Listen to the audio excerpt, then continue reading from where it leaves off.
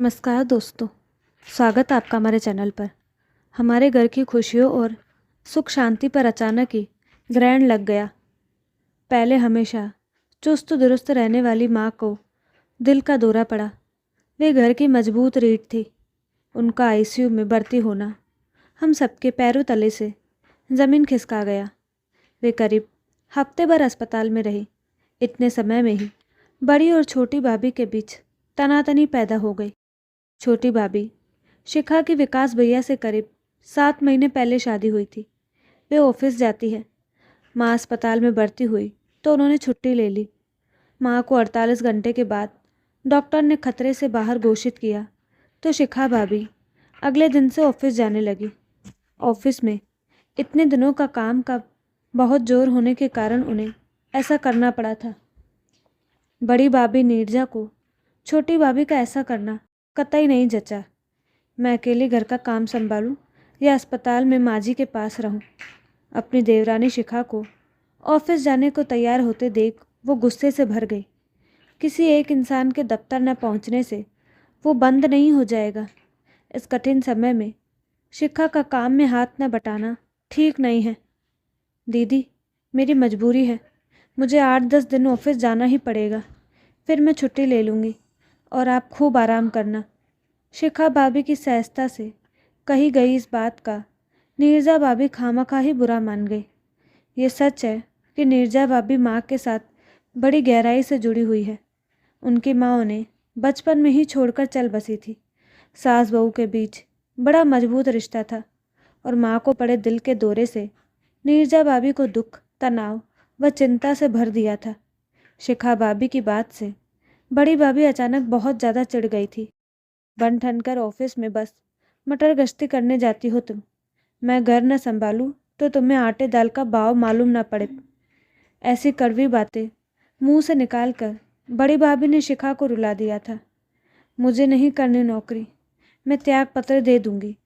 उनकी इस धमकी को सबने सुना और घर का माहौल और ज़्यादा तनावग्रस्त हो गया। शिखा भाभी की पगार घर की आर्थिक स्थिति को ठीक ठाक बना रखने की महत्वपूर्ण भूमिका निभाती थी। सब जानते थे कि वह जिद्दी स्वभाव की है और जिद पर अड़कर कहीं सचमुच त्याग पत्र न दे दे। इस डर ने पापा को इस मामले में हस्तक्षेप करने को मजबूर कर दिया। बहू, उसे दफ्तर जाने दो। हम सब है ना यहाँ का काम संभालने के लिए। तुम अपनी सास के साथ अस्पताल में रहो, अंजलि रसोई संभालेगी। पापा ने नीरजा भाभी को गंभीर लहजे में समझाया और उनकी आंखों का इशारा समझ मैं रसोई में घुस गई। राजीव भैया ने नीरजा भाभी को जोर से डांटा। इस परेशानी के समय में तुम क्या काम का रोना धोना लेकर बैठ गई हो? जरूरी ना होता तो शिखा कभी ऑफिस जाने को तैयार न होती। जाओ, उसे मना कर ऑफिस भेजो। राजीव भैया के सख्त लहजे ने भाभी की आंखों में आंसू ला दिए। उन्होंने नाराजगी भरी खामोशी अख्तियार कर ली। विशेषकर शिखा भाभी से उनकी बोलचाल न के बराबर रह गई थी। अस्पताल से घर लौटी माँ को अपनी दोनों बहुओं के बीच चल रहे मनमुटाव का पता पहले दिन ही चल गया। उन्होंने दोनों बहुओं को अलग अलग और एक साथ बिठाकर समझाया, पर स्थिति में खास सुधार नहीं हुआ। दोनों भाभियाँ आपस में खिंची खिंची सी रहती। उनके ऐसे व्यवहार के चलते घर का माहौल तनावग्रस्त बना रहने लगा। बड़े भैया से नीरजा भाभी को डांट पड़ती। तुम बड़ी हो और इसलिए तुम्हें ज़्यादा जिम्मेदारी से काम लेना चाहिए। बच्चों की तरह मुंह फुलाकर घूमना तुम्हें शोभा नहीं देता। छोटे भैया विकास भी शिखा भाभी के साथ सख्ती से पेश आते। तुम्हारे गलत व्यवहार के कारण माँ को दुख पहुँच रहा है। शिखा, डॉक्टरों ने कहा है कि टेंशन उनके लिए घातक साबित हो सकता है। अगर उन्हें दूसरा अटैक पड़ गया तो मैं तुम्हें कभी माफ़ नहीं करूँगा। ऐसी कठोर बातें कहकर विकास भैया शिखा भाभी को रुला डालते। पापा का काम सबको समझाना था। कभी कभी वे बेचारे बड़े उदास नजर आते। जीवन संगनी की बीमारी व घर में घुस आई अशांति के कारण वे थके व टूटे से दिखने लगे थे। माँ ज़्यादातर अपने कमरे में पलंग पर लेटी आराम करती रहती। बहुओं के मूड की जानकारी उन तक पहुंचाने की जिम्मेदारी उन्होंने मुझ पर डाली हुई थी। मैं बहुत कुछ बातें उनसे छिपा जाती, पर झूठ नहीं बोलती। घर की बिगड़ती जा रही स्थिति को लेकर माँ की आंखों में चिंता के भावों को मैं निरंतर बढ़ते देख रही थी। फिर एक खुशी का मौका आ गया। मेरे 3 साल के भतीजे मोहित का जन्मदिन रविवार को पड़ा। इस अवसर पर घर के बोझिल माहौल को दूर भगाने का प्रयास हम सभी ने दिल से किया था। शिखा भाभी मोहित के लिए बैटरी से पटरियों पर चलने वाली ट्रेन लाई। हम सभी बन सवर कर तैयार हुए। बहुत करीबी रिश्तेदारों व मित्रों के लिए लजीज खाना हलवाई से तैयार करवाया गया। उस दिन खूब मौज मस्ती रही। केक कटा, जमकर खाया पिया गया और कुछ देर डांस भी हुआ। ये देखकर हमारी खुशियाँ दुगनी हो गई कि नीरजा और शिखा भाभी खूब खुलकर आपस में हंस बोल रही थी। लेकिन रात को एक और घटना ने घर में तनाव और बढ़ा दिया था। शिखा भाभी ने रात को अपने पहने हुए जेवर माँ की अलमारी में रखे तो पाया कि उनका दूसरा सोने का सेट अपनी जगह से गायब था। उन्होंने माँ को बताया। जल्दी सेट गायब होने की खबर घर भर में फैल गई। दोनों बहुओं के जेवर माँ अपनी अलमारी में रखती थी। उन्होंने अपनी सारी अलमारी खंगाल मारी, पर सेट नहीं मिला। मैंने चाबी या तो नीरजा को दी थी या शिखा को। इन लोगों की लापरवाही के कारण ही किसी को सेट चुराने का मौका मिल गया।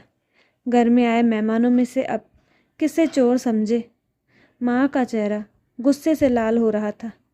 माँ किसी मेहमान को चोर बता रही थी और शिखा भाभी ने अपने हाव भाव से ये जाहिर किया कि जैसे चोरी करने का शक उन्हें नीरजा भाभी पर हो। शिखा भाभी नाराज़ भी नज़र आती और रुआसी भी। किसी की भी समझ में नहीं आ रहा था कि उनसे इस मामले में क्या कहे। सेट अपने आप तो गायब हो नहीं सकता, किसी ने तो उसे चुराया था। और शक की सुई सबसे ज़्यादा बड़ी भाभी की तरफ घूम जाती, क्योंकि माँ ने अलमारी की चाबी उन्हें दिन में कई बार दी थी। हम सभी ड्राइंग रूम में बैठे थे। तभी नीरजा भाभी ने गंभीर लहजे में छोटी भाभी से कहा, शिखा, मैंने तुम्हारे सेट को छुआ भी नहीं है। मेरा विश्वास करो कि मैं चोर नहीं हूँ। मैं आपको चोर नहीं कह रही हूँ। शिखा भाभी ने जिस ढंग से ये बात कही, उसमें गुस्से व बड़ी भाभी को अपमानित करने वाले भाव मौजूद थे। तुम मुंह से कुछ भी न कहो, पर मन ही मन तुम मुझे ही चोर समझ रही हो। मेरा सेट चोरी हो गया है, इसलिए कोई तो चोर है ही। नीरजा, तुम अपने बेटे के सिर पर हाथ रखकर कह दो कि तुम चोर नहीं हो। तनावग्रस्त बड़े भैया ने अपनी पत्नी को सलाह दी। मुझे बेटे की कसम खाने की ज़रूरत नहीं, मैं झूठ नहीं बोल रही हूँ। अब मेरे कहे का कोई विश्वास करे या ना करे, ये उसके ऊपर है। ऐसा कहकर जब बड़ी भाभी अपने कमरे की तरफ जाने को मुड़ी, तब उनकी आंखों में आंसू झिलमिला रहे थे। मोहित के जन्मदिन की खुशियाँ फिर से तनाव व चिंता में बदल गई। छोटी भाभी का मूड आगामी दिनों में उखड़ा ही रहा। इस मामले में बड़ी भाभी कहीं ज़्यादा समझदारी दिखा रही थी।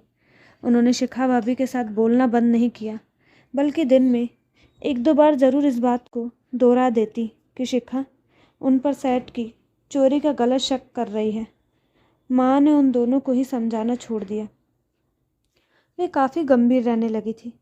वैसे उनको टेंशन न देने के चक्कर में कोई भी इस विषय को उनके सामने उठाता ही नहीं था। मोहित के जन्मदिन के करीब 10 दिन बाद मुझे कॉलेज के एक समारोह में शामिल होना था। उस दिन मैंने शिखा भाभी का सुंदर नीला सूट पहनने की इजाज़त उनसे तब ली जब वो बाथरूम में नहा रही थी। उनकी अलमारी से सूट निकालते हुए मुझे उनका खोया सेट मिल गया। वो तय किए कपड़ों के बीच छिपा कर रखा गया था। मैंने डब्बा जब माँ को दिया, तब बड़ी भाभी उनके पास बैठी हुई थी। जब मैंने सेट मिलने की जगह उन दोनों को बताई, तो माँ आश्चर्य से, नीरजा भाभी गुस्से से बढ़ती चली गई। मम्मी, आपने शिखा की चालाकी और मक्कारी देख ली? नीरजा भाभी का चेहरा गुस्से से लाल उठा। मुझे चोर कहलवा कर सबके सामने अपमानित करवा दिया और डब्बा खुद अपनी अलमारी में छिपा कर रखा था। उसे इस गंदी हरकत की सज़ा मिलनी ही चाहिए। तुम अपने गुस्से को काबू में रखो नीरजा, उसे नहा कर आने दो, फिर मैं उससे पूछताछ करती हूँ। माँ ने यूँ कई बार भाभी को समझाया, पर वो छोटी भाभी का नाम लेकर लगातार कुछ न कुछ बोलती ही रही। कुछ देर बाद छोटी भाभी सबके सामने पेश हुई तो मैंने सेठ उनके अलमारी में कपड़ों के बीच से मिलने की बात दोहरा दी। सारी बात सुनकर वो जबरदस्त तनाव के शिकार बन गए। फिर बड़ी भाभी को गुस्से से घूरते हुए उन्होंने माँ से कहा, मम्मी, चालाक और मक्कार मैं नहीं बल्कि ये हैं। मुझे आप सबकी नज़रों में गिराने के लिए इन्होंने बड़ी चालाकी से काम लिया है। मेरी अलमारी में सेट मैंने नहीं बल्कि इन्होंने ही छिपा कर रखा है। ये मुझे इस घर से निकालने पर तुली हुई है। नीरजा भाभी ने शिखा भाभी के इस आरोप का जबरदस्त विरोध किया। दोनों के बीच हमारे रोकते रोकते भी कई कड़वे तीखे शब्दों का आदान प्रदान हो ही गया। खामोश! अचानक माँ ने दोनों को ऊंची आवाज में ढपटा तो दोनों सकपकाई सी चुप हो गए। मैं तुम दोनों को एक एक सवाल पूछती हूँ। माँ ने गंभीर लहजे में बोलना आरंभ किया। शिखा, तुम्हारा सेट मेरी अलमारी से चोरी हुआ तो तुमने किस सबूत के आधार पर नीरजा को चोर माना था? शिखा भाभी ने उत्तेजित लहजे में जवाब दिया। मम्मी, आपने चाबी मुझे या इन्हें ही तो दी थी। अपने सेट के गायब होने का शक इनके अलावा और किस पर जाता? तुमने मुझ पर शक क्यों नहीं किया? आप पर चोरी करने का शक पैदा होने का सवाल ही नहीं उठता। मम्मी, आप आदरणीय हैं, सब कुछ आपका ही तो है। अपनी हिफाजत में रखी चीज कोई भला खुद क्यों चुराएगा? छोटी भाभी माँ के सवाल का जवाब देते देते जबरदस्त उलझन की शिकार बन गई थी। अब माँ नीरजा भाभी की तरफ घूमी और उनसे पूछा, बड़ी बहू, अंजलि को सेट शिखा की अलमारी में मिला। तुमने सबसे पहले शिखा को ही चालाकी व मक्कारी करने का दोषी किस आधार पर कहा? मम्मी, मैं जानती हूँ कि सेट मैंने नहीं चुराया था। आपकी अलमारी से सेट कोई बाहर वाला चुराता तो वह शिखा की अलमारी से न बरामद होता। सेट को शिखा की अलमारी में उसके सिवा और कौन छिपा कर रखेगा?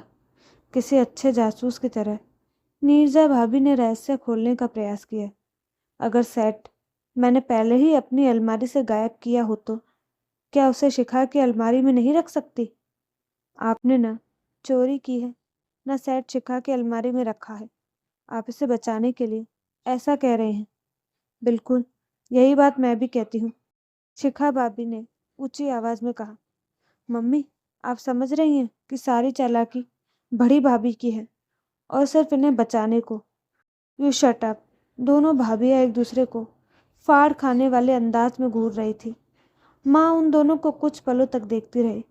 फिर उन्होंने एक गहरी सांस इस अंदाज में ली मानो बहुत दुखी हो। दोनों भाभियाँ उनकी इस हरकत से चौंकी और गौर से उनका चेहरा ताकने लगी। माँ ने दुखी लहजे में कहा, तुम दोनों मेरी बात ध्यान से सुनो।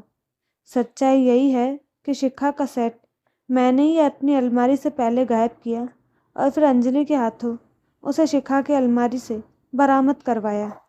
दोनों भाभियों ने चौंक कर मेरी तरफ देखा। मैंने हल्की सी मुस्कुराहट अपने होठों पर लाकर रखा। माँ सच कह रही है। मैं सेट चुन्नी में छिपाकर शिखा भाभी के कमरे में ले गई थी और फिर हाथ में पकड़कर वापस ले आई। ऐसा मैंने माँ के कहने पर किया था। मम्मी, आपने ये गोरख धंधा क्यों किया? अपनी दोनों बहुओं के बीच मनमुटाव कराने के पीछे आपका क्या मकसद रहा? नीरजा भाभी ने यह सवाल शिखा भाभी की तरफ भी पूछा। माँ एकाएक बड़ी गंभीर व भावुक होकर बोली, मैंने जो किया उसकी गहराई में एक सीख तुम दोनों के लिए छिपी है।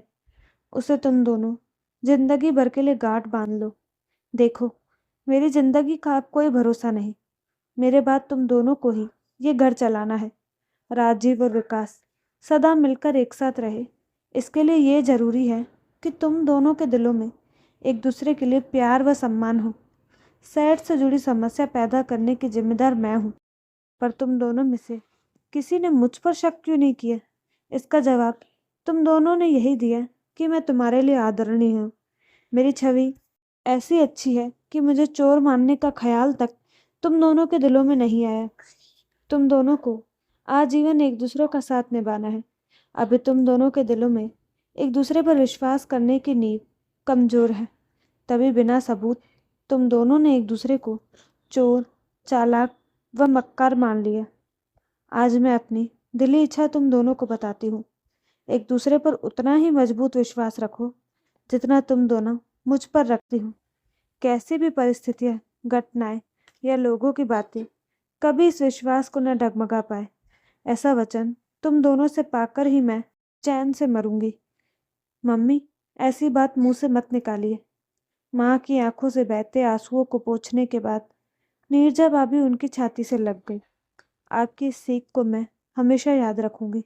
हमें माफ कर दीजिए। शिखा भाभी भी आंसू बहाती माँ की बाहों में समा गई। मैं आज बेहद खुश हूँ कि मेरी दोनों बहुएं बेहद समझदार है। माँ का चेहरा खुशी से दमक उठा और मैं भी भावुक हो उनकी छाती से लग गई। तो दोस्तों, आपको कहानी कैसे लगी? अपनी राय कमेंट बॉक्स में ज़रूर दें और साथ ही हमारे चैनल को लाइक शेयर सब्सक्राइब करना ना भूलें। धन्यवाद।